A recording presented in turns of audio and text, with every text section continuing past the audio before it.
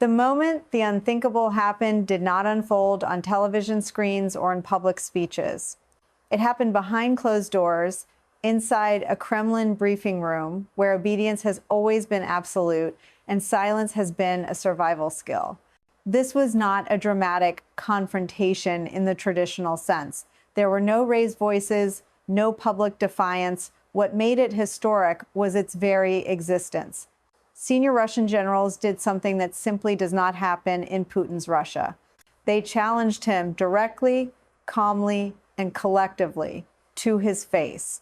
For more than 2 decades, Vladimir Putin has ruled through a rigid hierarchy where dissent is punished swiftly and publicly. Generals do not argue strategy. They do not question assumptions. They do not confront the president with failure.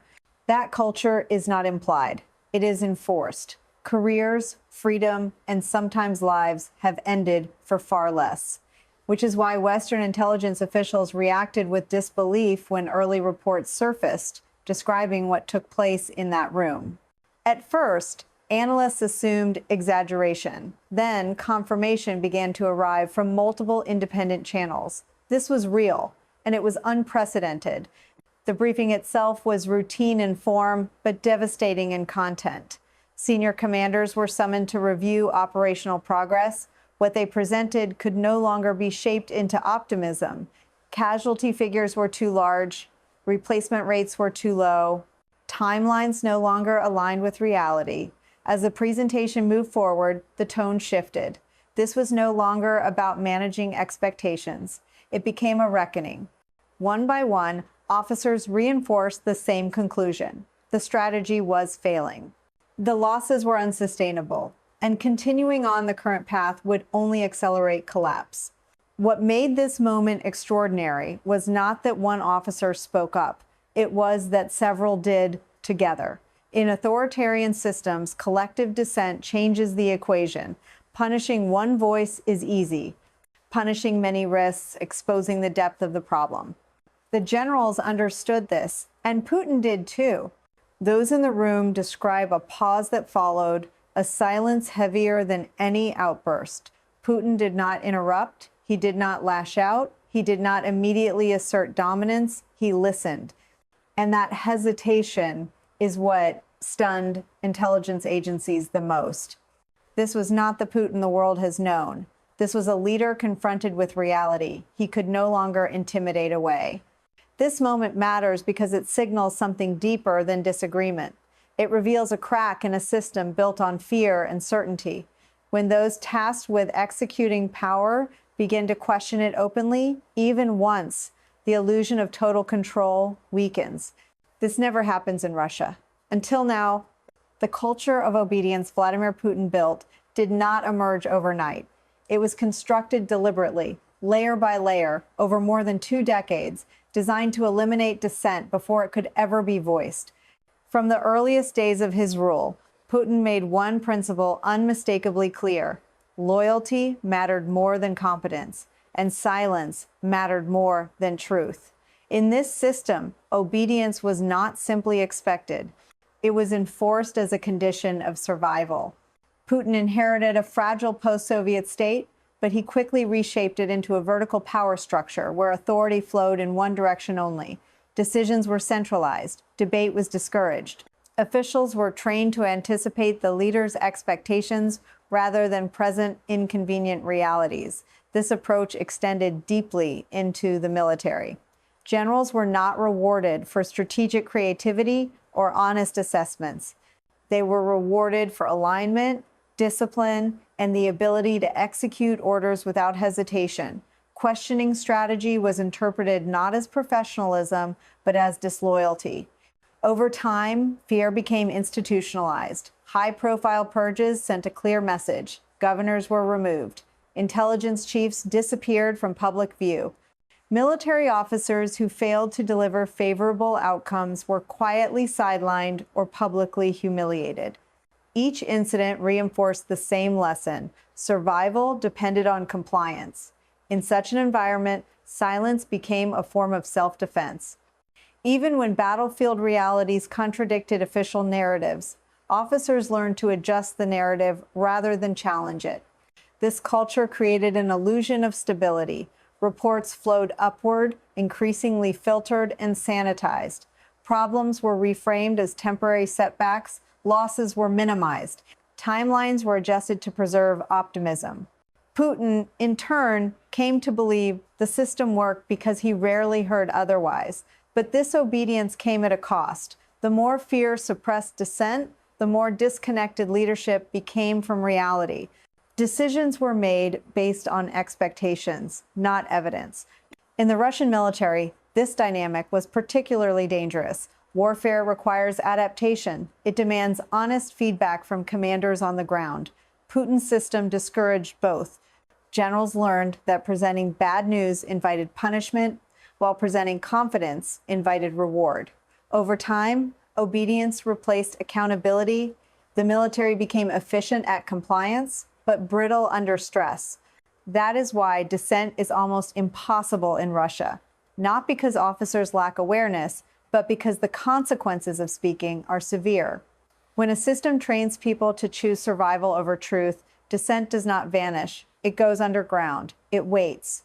And when it finally surfaces, it does so not as isolated complaint, but as collective necessity. The moment described in the Kremlin briefing was not spontaneous rebellion. It was the result of years of suppressed reality reaching a breaking point.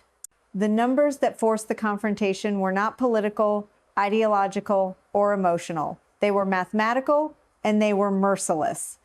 For months, Russian commanders had absorbed losses, adjusted reports, and reshaped data to fit expectations coming from the top.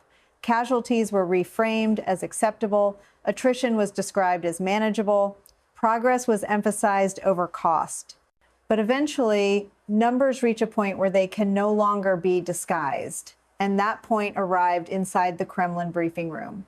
By the time senior officers stood before Putin, the figures told a story that could not be softened. Total casualties had crossed thresholds that historically signal strategic failure.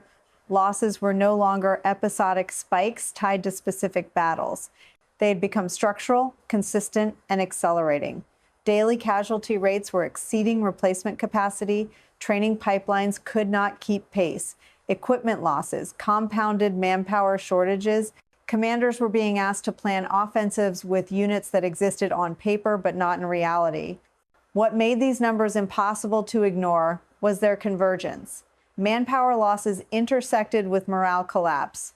Experienced officers were gone, replaced by hastily trained personnel. Units rotated back to the front without recovery. Medical evacuation systems were overwhelmed. Logistics strained under constant pressure. Each category alone could be managed temporarily. Together, they formed an equation that no longer balanced. The math did not work, and the generals knew it.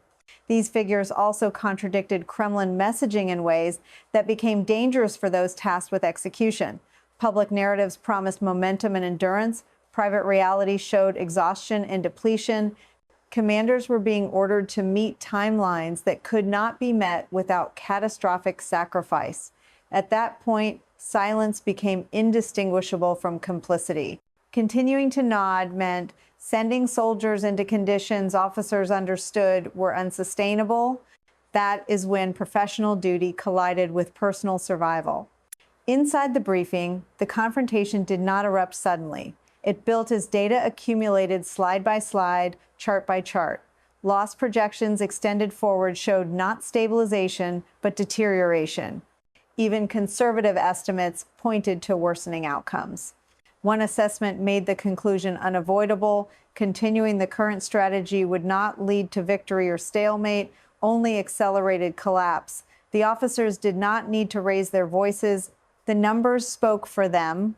This was the true trigger. Not ideology, not disloyalty, but arithmetic. In authoritarian systems, leaders can dismiss opinions. They can punish attitudes. They can silence voices. But numbers are harder to intimidate. When reality becomes quantifiable and unavoidable, even rigid systems are forced to confront it. The generals understood that moment had arrived. Speaking was no longer a choice between loyalty and dissent. It was a choice between professional responsibility and irreversible failure.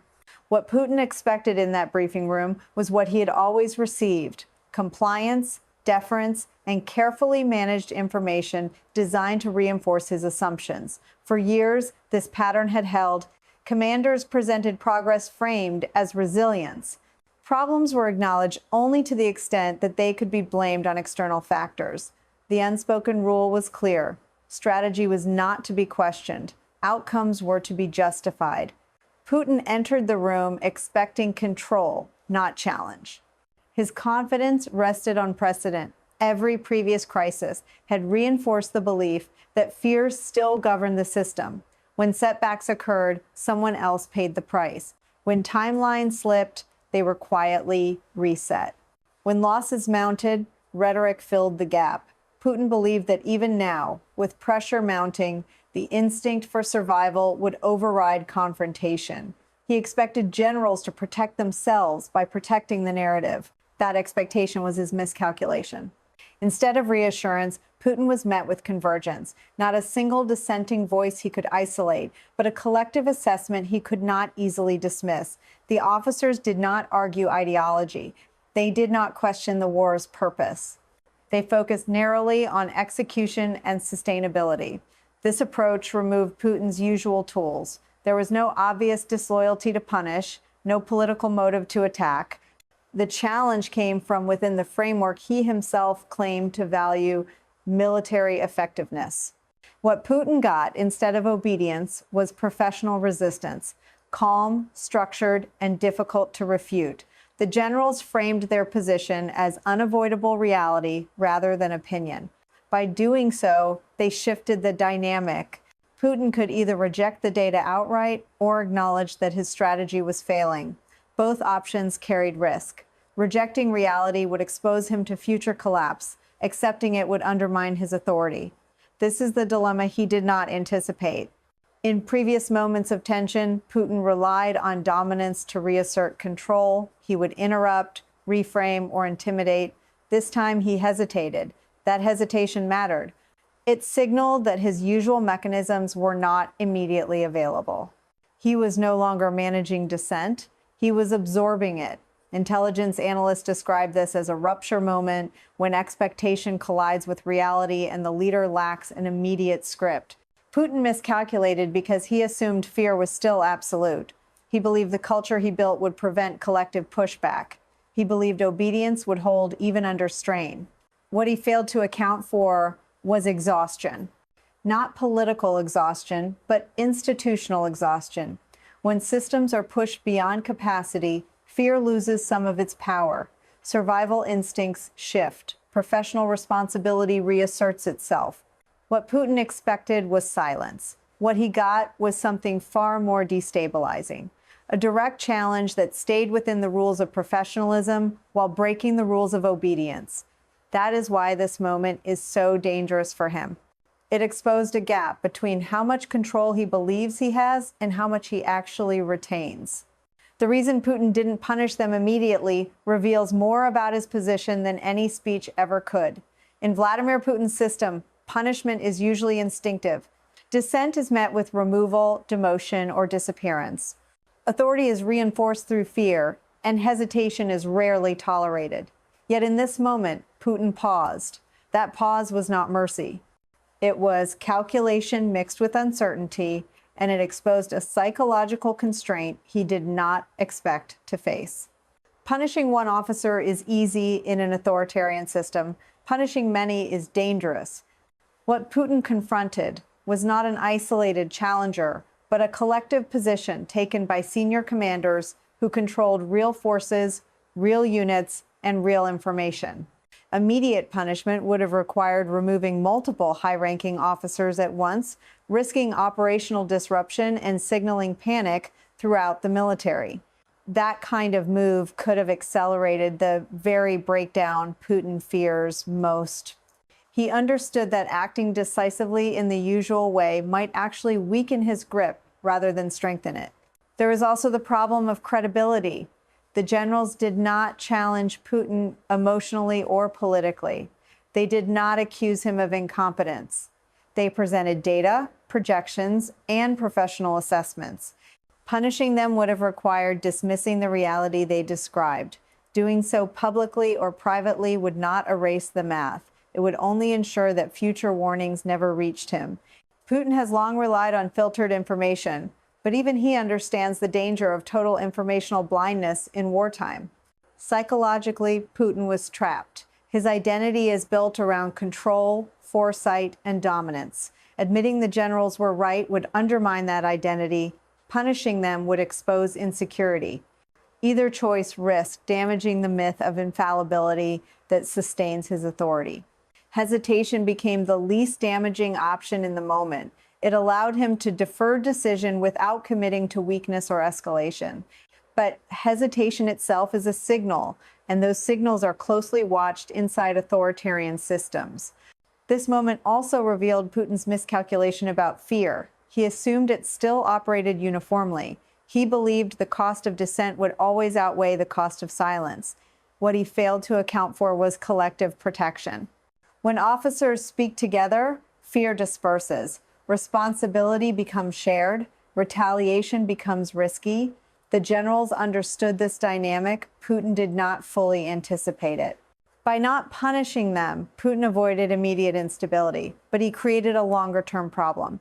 He demonstrated that dissent, under specific conditions, is survivable. That realization spreads quietly but powerfully. It does not produce rebellion overnight. It produces caution, hesitation, and recalculation within the ranks. Putin's pause was not strength. It was constraint.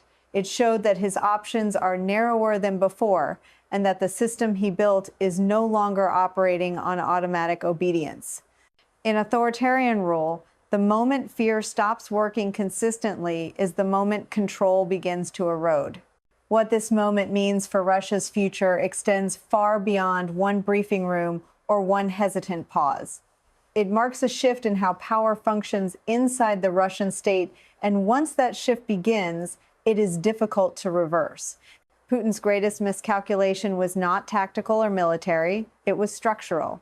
He assumed the system he built would always absorb pressure without changing. This moment proved that assumption wrong. When senior officers openly challenge strategy and survive, even once, it alters internal calculations across the system. Others take note, not because they suddenly become disloyal, but because the boundaries of what is possible quietly expand. Fear does not disappear, but it becomes conditional. Obedience becomes negotiable under extreme circumstances. That is how authoritarian systems begin to loosen from within. Not through dramatic rebellion, but through accumulated hesitation, delayed execution, and cautious compliance. Strategically, this creates long-term instability. Military planning depends on confidence and clarity. When commanders begin doubting strategy but cannot openly resolve those doubts, execution suffers. Orders are followed more slowly. Risks are avoided rather than embraced. Initiative declines. This does not produce immediate collapse, but it degrades effectiveness over time. For a military already under strain, that degradation matters. Ukraine does not need Russia to implode. It only needs Russia to lose coherence. Putin now faces narrowing options. Doubling down on pressure risks further exhaustion and resistance. Replacing commanders risks exposing the scale of dysfunction. Adjusting strategy requires admitting past failure. Each path carries costs. His miscalculation was believing fear alone would forever prevent this dilemma. Fear works until it collides with reality. When losses become unsustainable, obedience becomes irrational. That threshold has now been crossed. Historically, systems like this do not collapse in a single moment. They fray. Late Soviet history offers a parallel, where commanders increasingly ignored political narratives to protect forces on the ground. That process did not announce itself loudly. It revealed itself through hesitation, disengagement, and quiet divergence between orders and execution. Russia now shows early signs of that pattern. For the wider world, this moment is both opportunity and risk. A less coherent Russian command structure may struggle to sustain offensive pressure, but weakened control can also increase unpredictability. Leaders who feel authority slipping sometimes reach for dramatic actions to restore it. That tension will define the next phase of this war. What is clear is that Putin's system is no longer operating on certainty alone. The challenge he faced was not a mutiny, but something more corrosive: professional reality asserting itself against political illusion. That confrontation cannot be undone. Putin miscalculated by believing obedience was permanent. History shows it never is. And once that truth surfaces, the future becomes far less controllable than the past.